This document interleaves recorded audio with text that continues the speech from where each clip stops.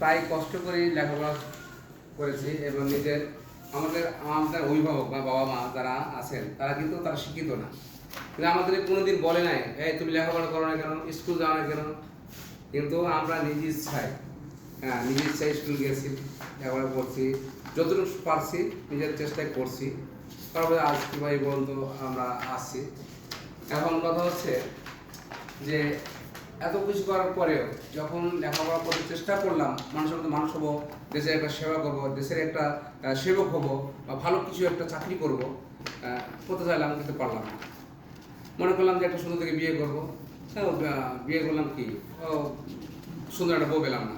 মনে করলাম অনেক টাকা মালিক হবো, কিন্তু আমার টাকা পয়সা নেই, ব্যাংক ব্যালেন্স নেই। আসলে এত ব্যর্থতা। এরপরে ধরেন যে যখন আমাদের 1996 সালে বাড়িঘর পদ্মায় ভেঙে গেল, ভেঙে যাওয়ার পর থেকে মানে এমন অবস্থা হলো লেখাপড়াটা আমাদের করুণ অবস্থা। কী করবো, কী করি আল্লাহ তো একটা পথ দিছে।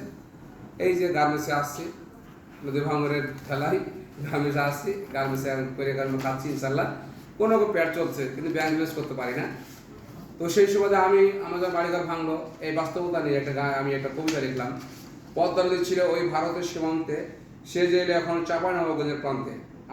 আমার আপন গ্রামের নাম পাকা বাবলা বোনা, পদ্মা নদীর ভাঙর শীতে আমরা ভুলবো না। আমাদের গ্রামটি ছিল 4টি পাড়ায় ঘেরা, আঙ্গিনার ক্ষেতগুলো ছিল ফুল ও ফসলে ভরা। নদীর ভাঙর বিরাট সমস্যার ব্যাপার, গ্রামগুলো ভেঙেছিল, হয়েছে একাকার।